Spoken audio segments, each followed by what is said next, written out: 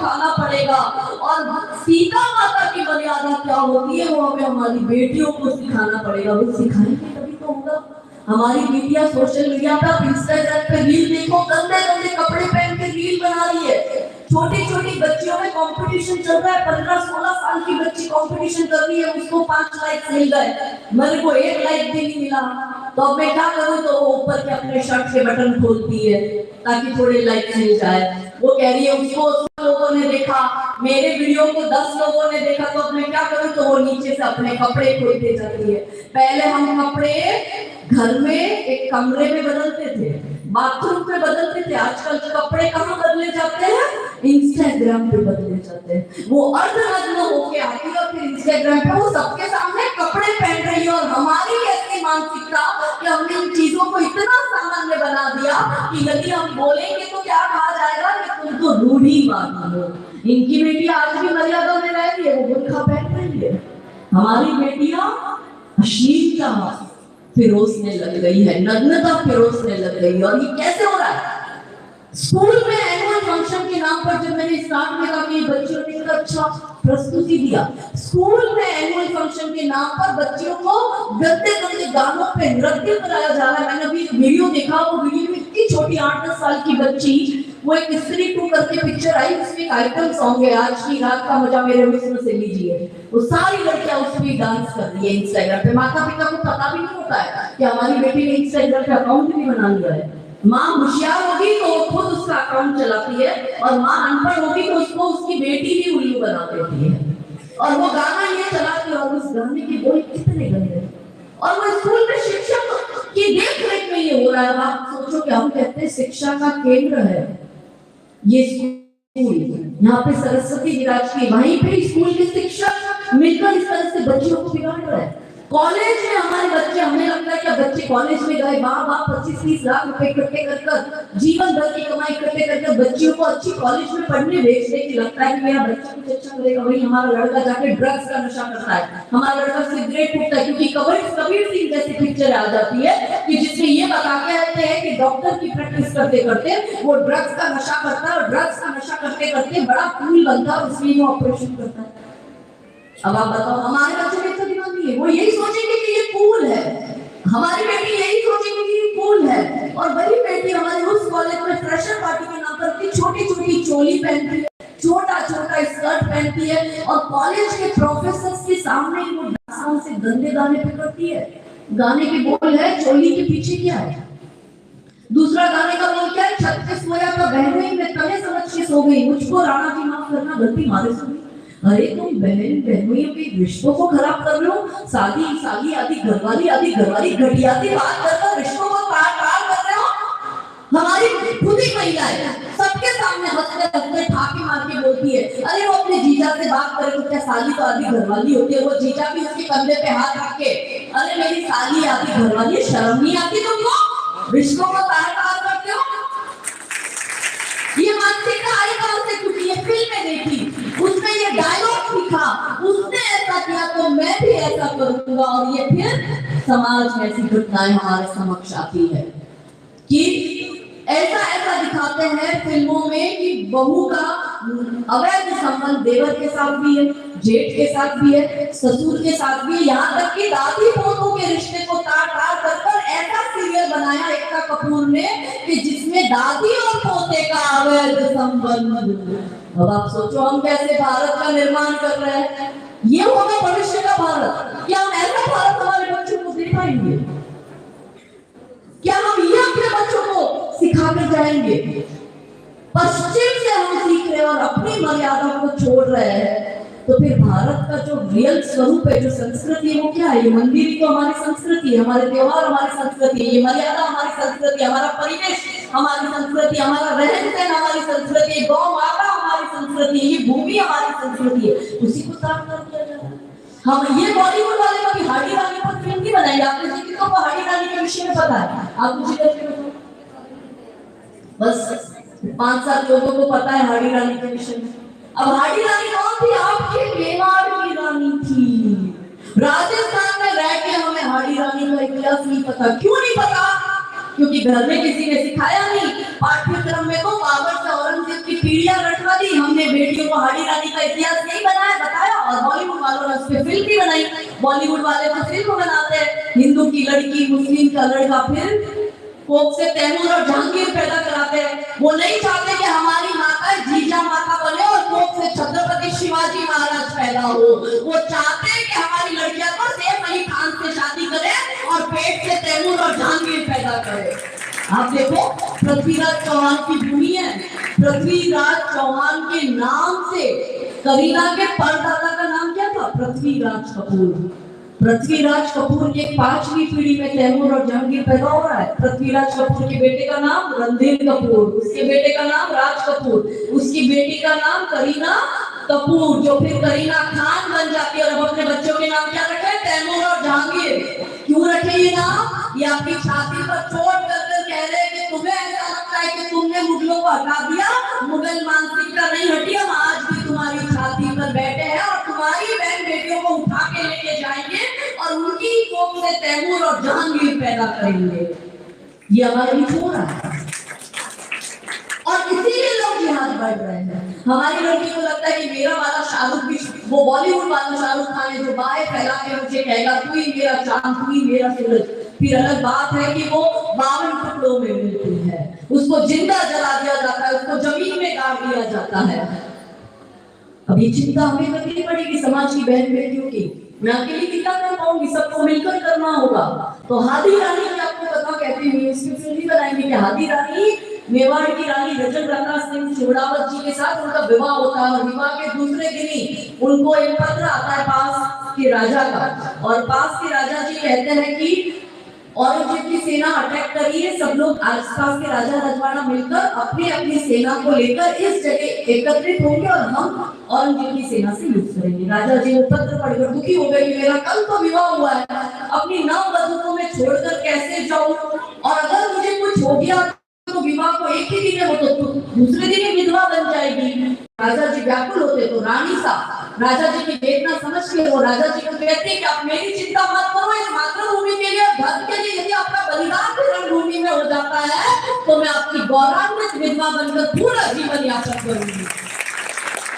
और हादी रानी उनको भेजती है युद्ध के लिए, और जब युद्ध में अभी थोड़ा समय होता है तो राजा जी को याद आती है रानी की, क्योंकि नया नया विवाह हुआ होता है। तो अपने दूत को कहते हैं कि जा राजा जी कहते हैं अपने दूत को कि जा तू महल में जाओ, और रानी साहब को कहे कि आपको आपकी याद आ रही है, आपकी कोई एक निशानी दो राजा जी को। तो दूत जाता है और रानी साहब को कहता है कि राजा जी ने ऐसा संदेश दिया है कि उनको आपकी याद आ रही है, आपकी कोई एक निशानी राजा जी को चाहिए अभी। रानी साहब क्रोधित हो जाते हैं कि जहां युद्ध भूमि में बैठकर मेरे पति को युद्ध की नीतियां बनानी चाहिए, उनको प्लानिंग करनी चाहिए, वो ये मेरे को याद करेंगे तो युद्ध लड़ेंगे कैसे और जीतेंगे कैसे, और रणभूमि में बैठकर अगर वो मेरी चिंता करेंगे तो वो ये युद्ध पे फोकस ही नहीं कर पाएंगे। तो रानी साहब हाथ में कटार लेती है और अपनी गर्दन को काटती है और थाल में सजा के दूध को देती है और कहती है जा मेरे राजा को मेरी निशानी दे दे। वो दूत जाता है राजा के पास, राजा जी का मुख देखते हैं हादी रानी का, और वो रानी का संदेश समझ जाते हैं कि मैं जीवित रहूंगी तो तुम्हें युद्ध भूमि में मेरी याद आएगी, अगर मैं जीवित ही नहीं रहूंगी तो तुम्हारे पास दो विकल्प होंगे, या तो लड़ोगे या बलिदान दोगे। मगर आपको ये संदेश देने के लिए रानी ने जो त्याग किया, राजा जी ने वो त्याग समझा।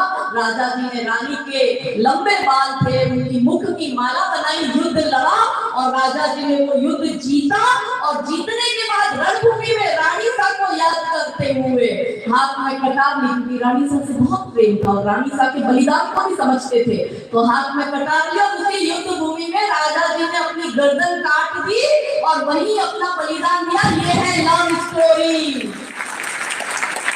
ये बॉलीवुड वाले देखते हैं और कहते हैं मैं ठाकुर की लड़की और वो कतई मियां भाई। इस भारत की ये लव स्टोरी हो नहीं सकती कि इतिहास चुराए नहीं है, हमने इतिहास बनाए हैं और लाखों शीश कटे हैं रण में, तब जाके हिंदू कहलाए हैं। ये हमारी स्टोरी होनी चाहिए, जो हमारी बेटियों को पता होनी चाहिए।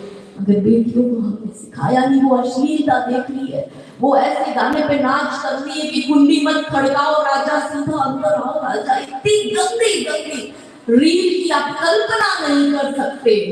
और उसी में हमारी बेटियां सबसे ज्यादा लव जिहाद इंस्टाग्राम के माध्यम से होता है। और पिछले 4-5 वर्षों में मेरे पास जितने इंस्टाग्राम के केस आए उसमें 95% लड़कियों की उम्र कितनी थी? 12 साल और 13 साल। 12-13 साल की लड़की उस अब्दुल के चक्कर में फंस गई, उसके पास उसकी वीडियो फोटो आ गए, वो उसको ब्लैकमेल कर रहा है। अब बोलो, मैं ये नहीं कहती कि आप आपकी बेटियों की जासूसी करो, मगर आप अपनी बेटियों का, अपने लड़कों का भी ध्यान रखो। लड़कों को भी नशे की आदत में डालकर, क्योंकि हिंदू परिवार व्यवस्था को खत्म करना है, पीढ़ियों को खत्म करना है, पर ये षड्यंत्र चल रहे हैं। आपकी बेटी से आपकी मित्रता होनी चाहिए। प्रेम करने से हम रोक नहीं सकते, मगर प्रेमी कैसा होना चाहिए ये तो आप बता सकती हो। बेटियों को बोलो कि बेटा तू पहले अपना घर देखना, फिर तू उसका घर जाके देखना। तू अपने माता पिता को देखना, फिर तू उसके माता पिता को जाके देखना। तू अपने पड़ोसी और रिश्तेदार को देखना, फिर वहां जाके उसके पड़ोसी और रिश्तेदार को देखना। तू अपने घर में अपनी अलमारी में अपने कपड़ों को देखना, उसके घर जाके उसकी माँ बहन के कपड़े देखना, काले काले मूर्खे दिखाई देंगे। 3 प्रश्न अपनी अंतरात्मा से करो। पहला प्रश्न, जो हमारी बेटी को हमारे घर में जीन्स पहनाते, टी शर्ट पहनाते, स्कर्ट शर्ट पहनाते, स्लीवलेस पहनाते हैं, वही हमारी बेटी जो छूट छाट से हमारे घर में रहती है, वहां जाके बुर्खा पहनने को कैसे तैयार हो जाती है? ये पहला प्रश्न। दूसरा प्रश्न, जो हमारी बेटी घर में पहली रोटी गौ माता को जाके खिलाती है, वही हमारी बेटी उस जिहादी के घर जाके गौ मांस पकाने और गौ मांस का करने को कैसे तैयार हो जाती है?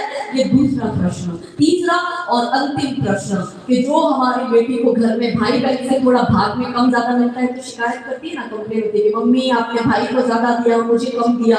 दीदी को 2 जीन्स ला के दी, मुझे 1 ही जीन्स दी।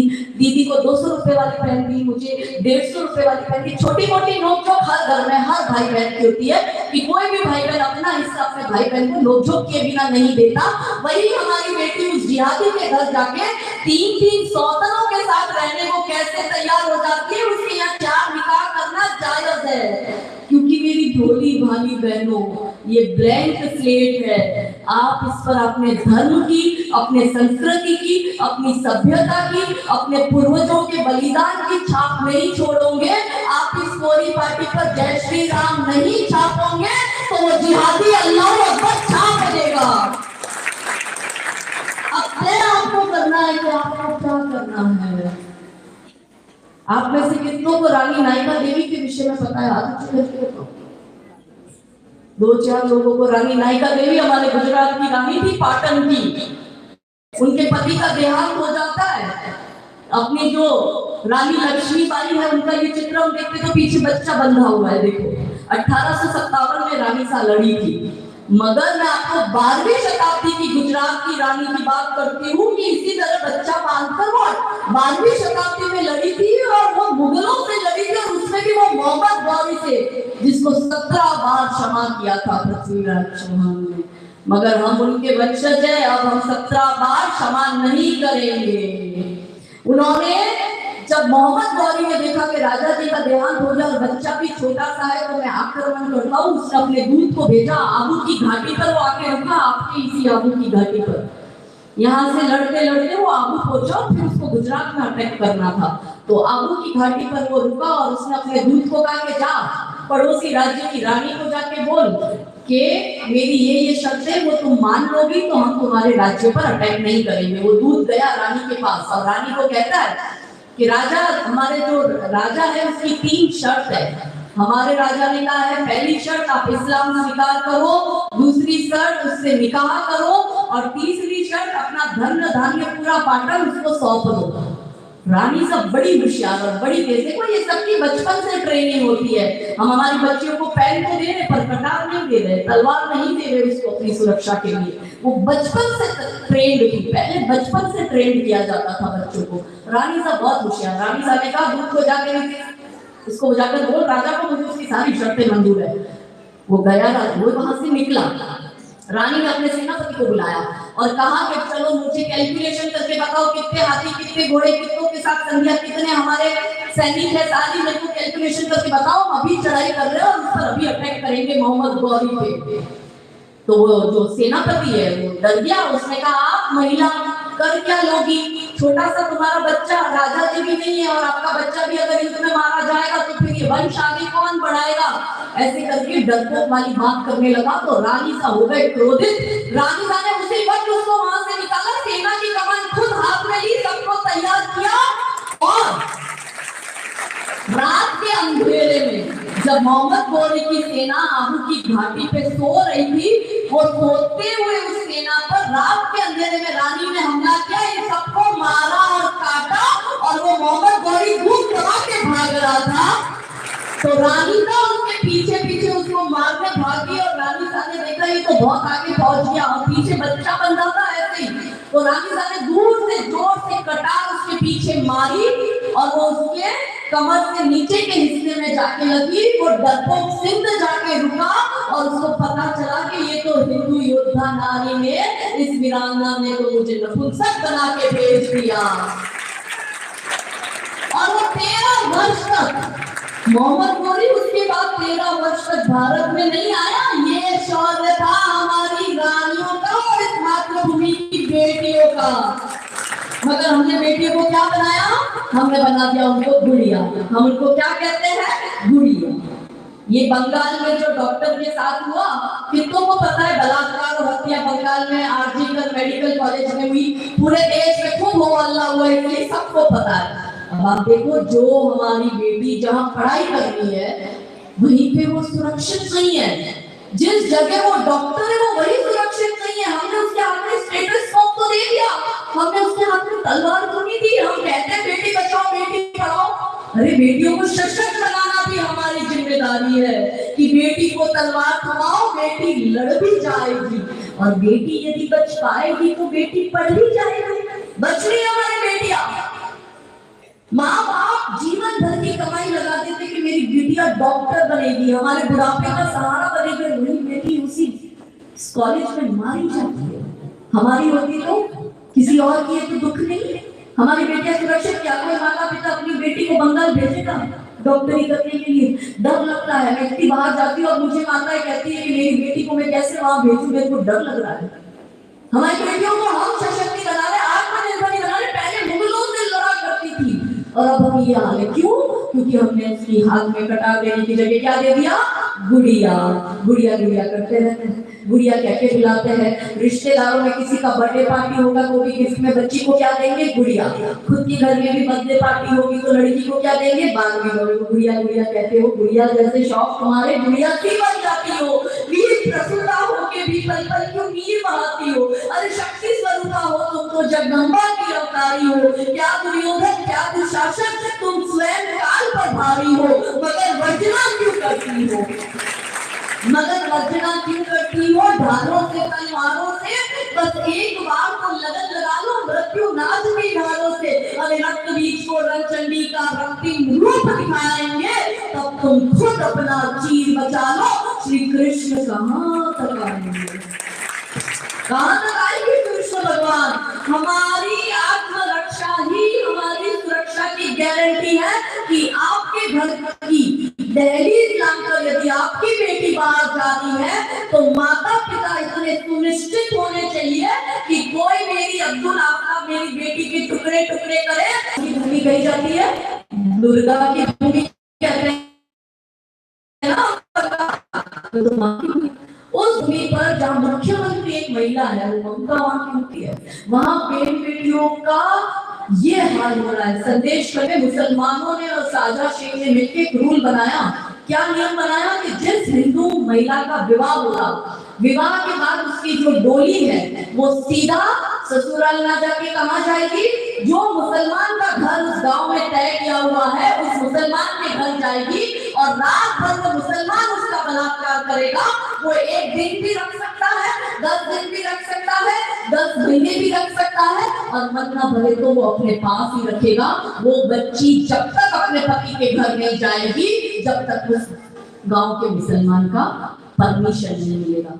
ये हो रहा है, ये बंगाल में हो रहा है, ये पूरे गांव का नियम बन गया। वहां की महिलाओं ने ये सहन किया, धीरे धीरे इनका अत्याचार बढ़ता गया और नया रूल निकाला कि अब जो हिंदू की लड़की की सगाई हुई तो सगाई होने के बाद उस लड़की के शरीर को वहां का जो मुस्लिम लड़का तय किया हुआ है वही टच करेगा।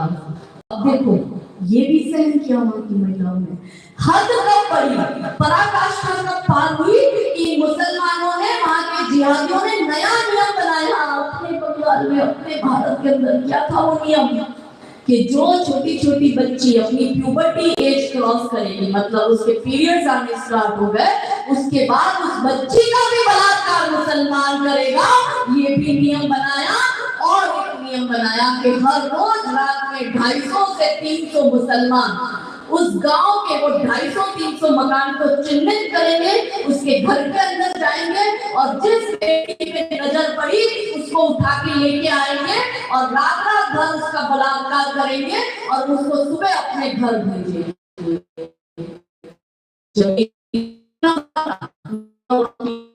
कर रही थी ये पीड़ा, जब पति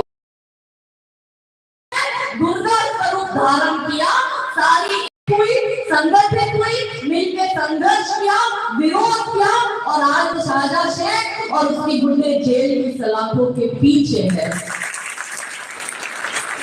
मगर हम खुश हो रहे हैं, हम जिस बात के खुश हो रहे हैं वो जेल में गया। मेरा प्रश्न ये है कि वहां की महिलाओं ने इतना सहन क्यों किया? सरकार आपकी नहीं थी, हिंदू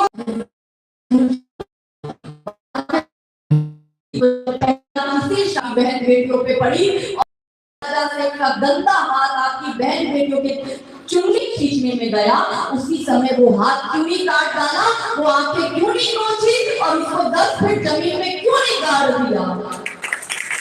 तो भगवान थोड़ी बचाना है ना, भगवान को खुद कह रहे हैं आत्मरक्षा करना सीखो। कृष्ण भगवान ने तो गीता जी में 18 अध्याय सुना दिए कि भाई अर्जुन युद्ध करना नहीं चाहता था, कृष्ण भगवान कहते थे भाई युद्ध कर, वो अधर्मी है, तुझे लगता है तेरा भाई है, भाई आप कहते हो हिंदू मुस्लिम भाई भाई, अरे वो अपनी बहन का भाई नहीं हुआ, वो आपका भाई। आपको लगता है वो आपका भाई, आप कुछ कर नहीं रहे हो, अर्जुन को मार दे वरना वो तेरे को मार देगा। कौन से मर्यादा की, कौन से सगे संबंधियों की बात? तेरी पत्नी का चीर हरण उसने किया, वो तेरा भाई है। तेरी पत्नी को जानना खोल के कहा कि इस पे आके बैठो, तेरा भाई है। तेरी पत्नी की साड़ी खींची, बाल खींचे, वो तेरा भाई हो सकता है। और ये अधर्म हमारे सामने भी हो रहा है और हम ये अधर्म होते हुए देख रहे। तो कृष्ण भगवान कह रहे हैं कि दुर्योधन है, दुशासन है, दुर्योधन है, दुशासन है, पग पग पर अवरोध खड़े, कुछ कुटिल काल के अनुयायी है, शकुनी से शैतान बड़े, कलियों से कोमल मूरत को कर देंगे पल में तार तार, मन के सारे श्रृंगारों को कर देंगे क्षण में चार चार, रंगचंडी का तू रूप हर दुश्मन पर तू कर रहा,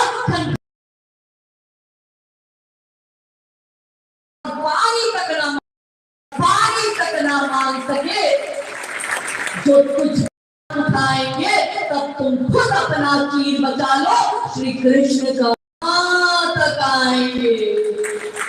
हमारी रक्षा हमें करनी है।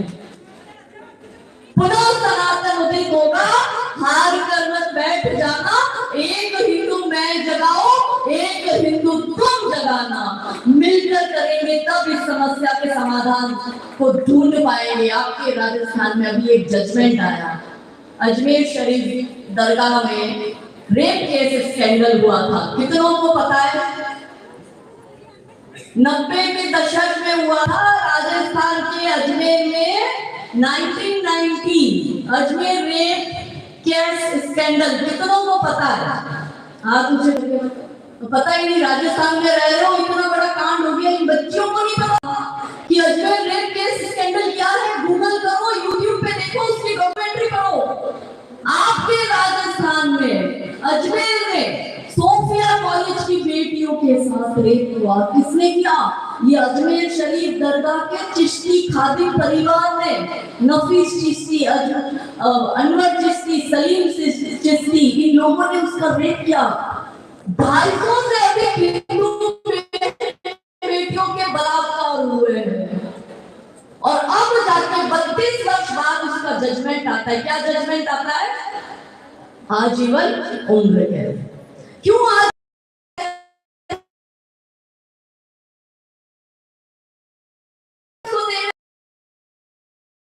यहाँ की नारी शक्तियों ने विरोध क्यों किया? यहाँ की नारी जजमेंट के खिलाफ चक्का जाम क्यों नहीं किया? सड़कों पर क्यों नहीं उतरी कि इनको फांसी के तख्ते पे लटकाओ? उसकी जगह अधिक सकते हैं विरोध। मैं कितना कर पाऊंगी? हम सबको मिलकर करना होगा। इसलिए समझ भी है, रोटी कपड़ा मकान के समाज ये ध्यान रख ले कि जब अधर्म बढ़ता है तो रोटी छीन ली जाती है, कपड़े उतार लिए जाते हैं और मकान जा दिए जाते हैं। वही बंगाल में हो रहा है, वही कश्मीर में।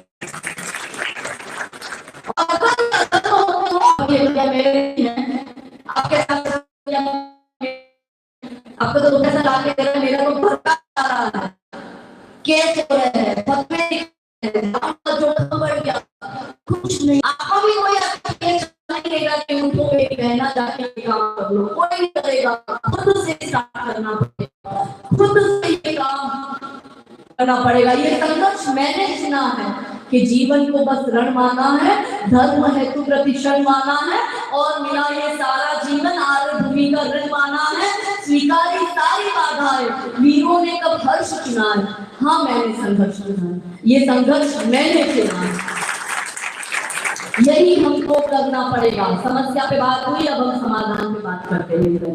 मैं नहीं चाहती आप मेरी तरह दुनिया भर की दुश्मनी बोल लो, दुनिया भर के झगड़े करो, अपने घर परिवार बच्चों को छोड़ के निकल जाओ। दीदी ने कहा ना मैं 25 दिन 27 दिन बाहर रहती हूँ, मैं नहीं चाहती आप सिर्फ अपने अपने समाज में, अपनी अपनी सोसाइटी में, अपने अपने गांव में, अपनी अपनी गलियों में ध्यान दो। लव जिहाद के विरोध में हिंदू एम्प्लॉय हिंदू बन जाओ, हिंदू से सामान लो, हिंदुओं को ही रोजगार दो। आपका दूध वाला हिंदू होना चाहिए, आपका दर्जी हिंदू होना चाहिए, लकड़ी का काम वाला हिंदू होना चाहिए, गैरेज रिपेयरिंग हिंदू होना चाहिए, डांस क्लास वाला हिंदू होना चाहिए, स्कूल का शिक्षक हिंदू होना चाहिए, ट्यूशन टीचर हिंदू होना चाहिए, बाइक रिपेयरिंग वाला हिंदू होना चाहिए, पीओपी का काम वाला हिंदू होना चाहिए, मेहंदी लगाने वाला हिंदू होना चाहिए। पूरा काम आपका 100% हिंदू हाथ में ही होना चाहिए। साड़ियां हिंदू के पास से खरीदो। हिंदू भाई 10 रुपए किलो टमाटर दे रहा है, वो अब्दुल 5 रुपए किलो दे रहा है, तो 5 रुपए बचाने के लिए हम उस अब्दुल के पास सामान लेंगे, वो अब्दुल उसी पैसों से आपके बच्चे का सर तन से जुदा करेगा, आपकी बेटियों को उठा के ले जाएगा, इन आतंकवादियों के लिए केस लड़ेगा। महंगा दे रहा है तो भी हिंदू के पास रहना।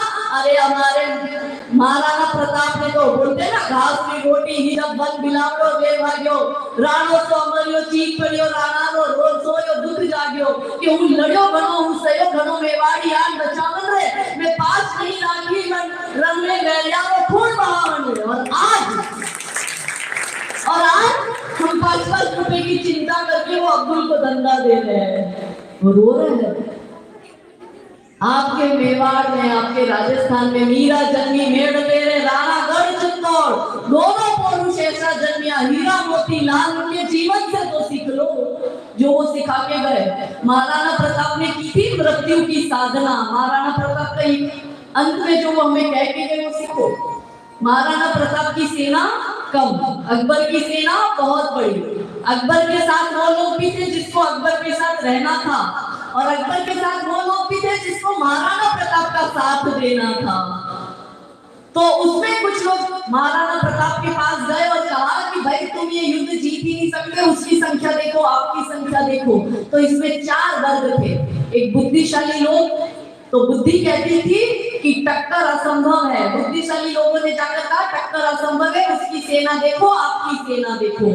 गणित कहता था कि विजय असंभव है। जो गणित के लोग होते हैं ना, हर बात में कैलकुलेशन करते हैं, तो उसकी सेना में हजारों लोग, आपकी सेना में थोड़े से मुट्ठी भर। तो गणित कहता था विजय असंभव है। फिर समझदार लोग महाराणा प्रताप के पास गए कि तुम चाहे कुछ कर लो, जीत तो संभव है ही नहीं। तो समझदारों ने कहा कि भाई झुक जाओ, इससे अच्छा लड़कर मर जाओगे और इतने सैनिक भी मारे जाएंगे, इससे अच्छा तुम झुक जाओ। और अंत में जो रिश्तेदार थे उनको पता था महाराणा प्रताप झुकने वाले हैं नहीं, वो इन मुगलों की अधीनता स्वीकार करेंगे नहीं, वो तो लड़ गए, बलिदान हो जाएंगे, पर झुकेंगे नहीं। तो रिश्तेदारों ने कहा कि तो एक काम करो, इससे अच्छा तुम भाग ही जाओ। तो बुद्धि कहती थी टक्कर असंभव है, गणित कहता था विजय असंभव है, समझदार ने कहा झुक जाओ, और रिश्तेदारों ने कहा भाग जाओ। पर महाराणा प्रताप ने किसी की भी बात नहीं मानी, और महाराणा प्रताप ने मृत्यु की साधना की, और उन्होंने अपनी पीढ़ियों को कहा कि जब मनुष्य का सम्मान के साथ जीना खत्म हो जाए तो मनुष्य को सम्मान के साथ मर जाना चाहिए।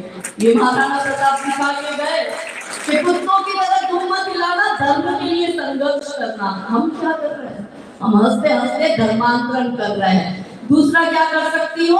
आत्मरक्षा की ट्रेनिंग लेना शुरू करो, आपके बच्चों को भी दो, खुद भी आत्मरक्षा की ट्रेनिंग लो। तीसरा क्या कर सकती हो? हिंदू संगठन से जुड़ो। मेरी बहनों, ये जो हमारी दीदी बैठी है मंच पे, उनका नंबर लेना, इस संगठन से जुड़ो। जब ये इस्लामिक आक्रमणकारी आप पर अटैक करने आएंगे, आपकी बस्तियां जलाने आएंगे, बंगाल जैसा यहाँ पे होगा आपके गांव में, तो कोई नेता मंत्री बचाने नहीं आएगा, आपका पैसा आपको बचाने नहीं आएगा, आपके पड़ोसी रिश्तेदार बचाने नहीं आएंगे, ये हिंदू संगठन के लोग ही आपके लिए गोलियां खाने आएंगे। तो हिंदू संगठन से जुड़ो। और क्या कर सकती हो? यहाँ से घर जाने के बाद 5 परिवारों से आज जो हमने चर्चा की इस पे चर्चा करो, या 5 परिवारों को फोन करो। वो पंचायत करते हैं ना, फोन करके तो आ साड़ी फेर दी ने, तो आ सूट लीधु ने, तो आज बटाई दी ने, तो आज हो બધું એ વાત કરો पे અને કરતા ફલાણા ઈશ્વરી આ કરે ને ફલાણા તો છોરો આ કરે ને वो કરવા કરતા थे फोन कर दियो ने, फोन करने में कहियो कि आज ते जे जे पे होबरेन गया हो बन्ने ऊपर अपने कॉम कर दूं है, बराबर। तो ये काम आपको यहाँ से जाके करना है। और क्या कर सकते हो मेरी बहनों? और मेडिटेशन करो। महिलाओं को बहुत जरूरत है दिमाग को शांत और स्थिर रखने की।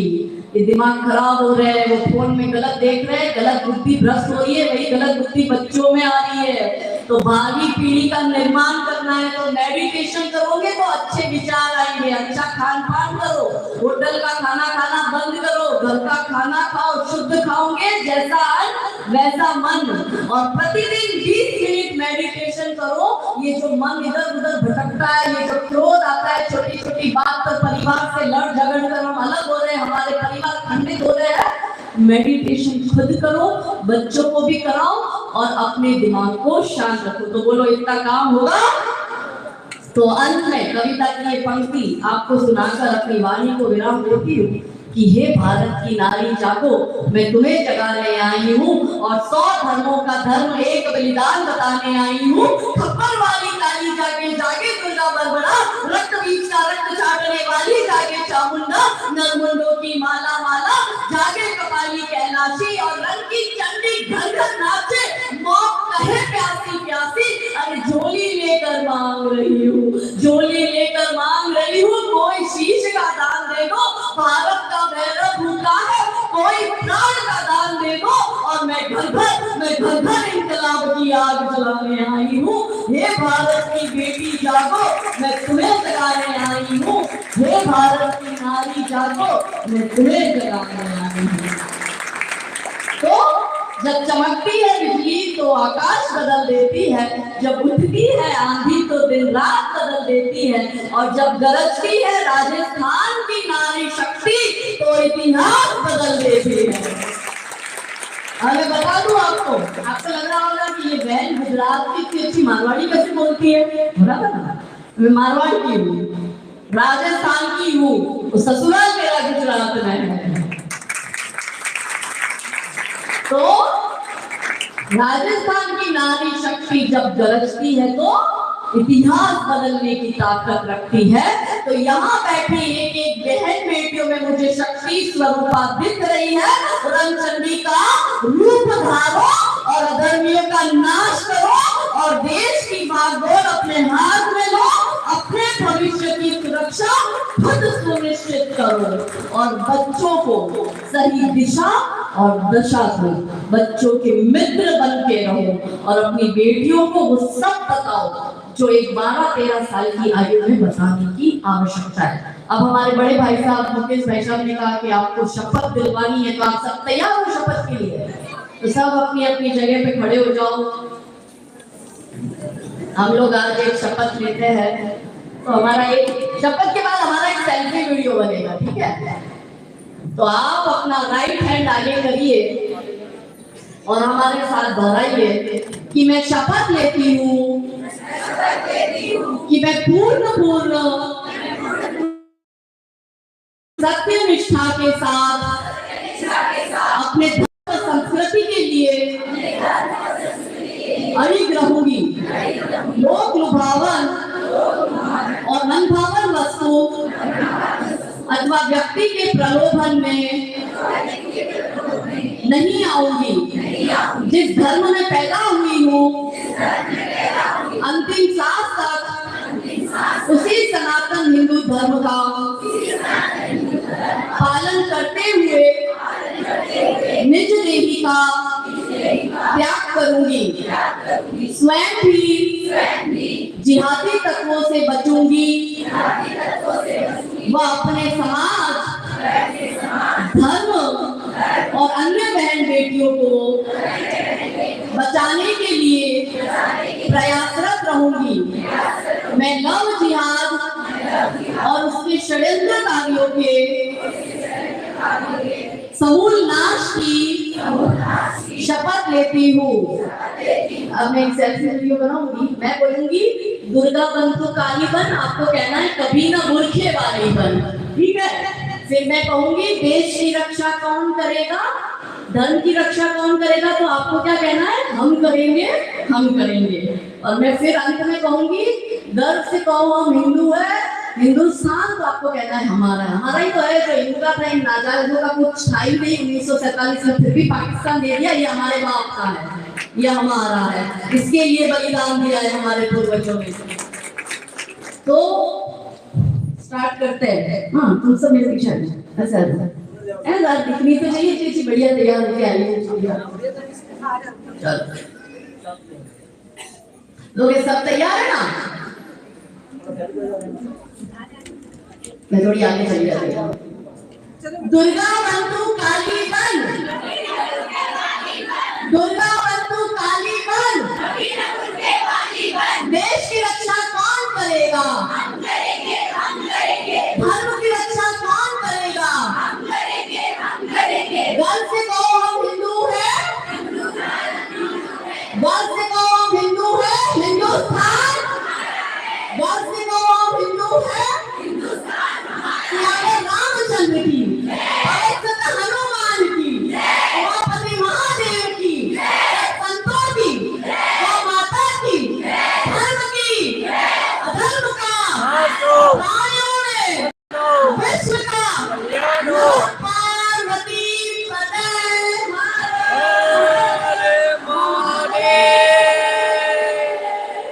बहुत बहुत धन्यवाद।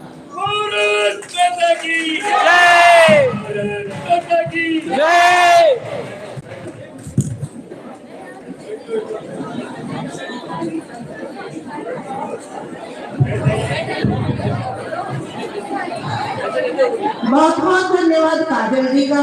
केवल शाब्दिक धन्यवाद से तो पर्याप्त आभार नहीं होगा और आश्वासन ही दिया जा सकता है मातृशक्ति की तरफ से कि इन्होंने जो विचार तो अपेक्षा हमारे लिए यहाँ मन से प्रस्तुत की अटैक करना था। तो आबू की घाटी पर वो रुका और उसने अपने दूत को कहा कि जा पड़ोसी राज्य की रानी को जाके बोल कि मेरी ये शर्त है, वो तुम मान लोगी तो हम तुम्हारे राज्य पर अटैक नहीं करेंगे। वो दूत गया रानी के पास और रानी को कहता है कि राजा, हमारे जो राजा है उसकी 3 शर्त है। हमारे राजा ने कहा है पहली शर्त आप इस्लाम स्वीकार करो, दूसरी शर्त उससे निकाह करो और तीसरी शर्त अपना धन धान्य पूरा बांटकर उसको सौंप दो। रानी सब बड़ी होशियार और बड़ी तेज। देखो ये सबकी बचपन से ट्रेनिंग होती है। हम हमारी बच्चियों को पेन तो दे रहे पर कटार नहीं दे रहे, तलवार नहीं दे रहे उसको अपनी सुरक्षा के लिए। वो बचपन से ट्रेंड थी, पहले बचपन से ट्रेंड किया जाता था बच्चों को। रानी सब बहुत होशियार। रानी साहब ने कहा दूध को जाकर इसको जाकर बोल राजा को मुझे उसकी सारी शर्तें मंजूर है। वो गया, वो वहां से निकला। रानी ने अपने सेनापति को बुलाया और कहा कि चलो मुझे कैलकुलेशन करके बताओ कितने हाथी, कितने घोड़े, कितनों के साथ संध्या, कितने हमारे सैनिक है सारी, मेरे को कैलकुलेशन करके बताओ, हम अभी चढ़ाई कर रहे हो और उस पर अभी अटैक करेंगे मोहम्मद गौरी पे। तो वो जो सेनापति है वो डर गया, उसने कहा आप महिला कर क्या लोगी, छोटा सा तुम्हारा बच्चा, राजा जी भी नहीं है और आपका बच्चा भी अगर इसमें मारा जाएगा तो फिर ये वंश आगे कौन बढ़ाएगा। ऐसे करके डरपोक वाली बात करने लगा तो रानी सा हो गए क्रोधित। रानी सा ने उसी वक्त उसको वहां से निकाला, सेना की कमान खुद हाथ में ली, सबको तैयार किया और रात के अंधेरे में जब मोहम्मद गौरी की सेना आबू की घाटी पे सो रही थी, वो सोते हुए उस सेना पर रात के अंधेरे में रानी ने हमला किया, इन सबको मारा और काटा और वो मोहम्मद गौरी धूप दबा के भाग रहा था। तो रानी का उसके पीछे पीछे उसको मारने भागी और रानी सा ने देखा ये तो बहुत आगे पहुंच गया और पीछे बच्चा बंधा था ऐसे ही। तो रानी सा ने दूर से जोर से कटार उसके पीछे मारी और वो उसके कमर से नीचे के हिस्से में जाके लगी। वो डरपोक सिंध जाके रुका और उसको पता चला कि ये तो हिंदू योद्धा नारी ने, इस वीरांगना ने तो मुझे नपुंसक बना के भेज दिया।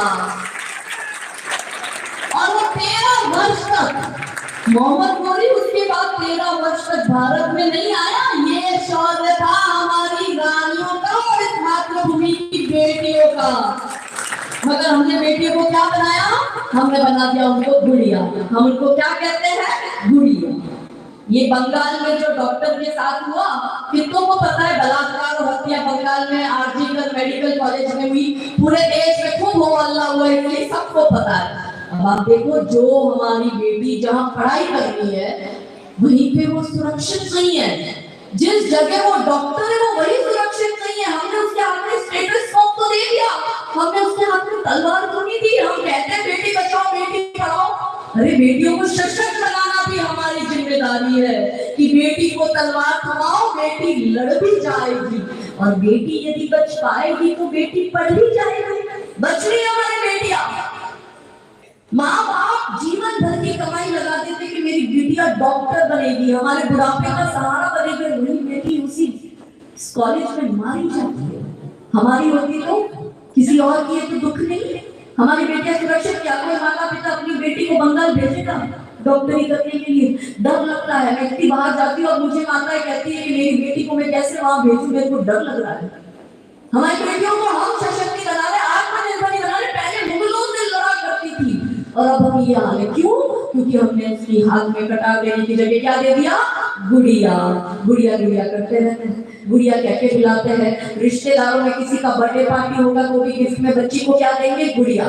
खुद के घर में भी बर्थडे पार्टी होगी तो लड़की को क्या देंगे, बारहवीं वाले को गुड़िया गुड़िया कहते हो। गुड़िया जैसे शौक तुम्हारे, गुड़िया की बन जाती हो, वीर प्रसूता होके भी पल पल क्यों नीर बहाती हो। अरे शक्ति स्वरूपा हो तुम तो, जगदम्बा की अवतारी हो। क्या दुर्योधन क्या दुशासन, तुम स्वयं काल पर भारी हो, मगर वर्जना क्यों करती हो, मगर वर्जना क्यों करती हो ढालों से तलवारों से। बस एक बार तो लगन लगा लो मृत्यु नाथ की ढालों से। अरे रक्त बीज को रणचंडी का रक्तिम रूप दिखाएंगे, तब तुम खुद अपना चीर बचा लो। श्री कृष्ण कहाँ तक आएंगे, कहाँ तक आएंगे कृष्ण भगवान। हमारी आत्मरक्षा ही हमारी सुरक्षा की गारंटी है कि आपके घर की दहलीज लाकर यदि आपकी बेटी बाहर जाती है तो माता पिता इतने सुनिश्चित होने चाहिए कि कोई मेरी अब्दुल आफ्ताब मेरी बेटी के टुकड़े टुकड़े करे। कही जाती है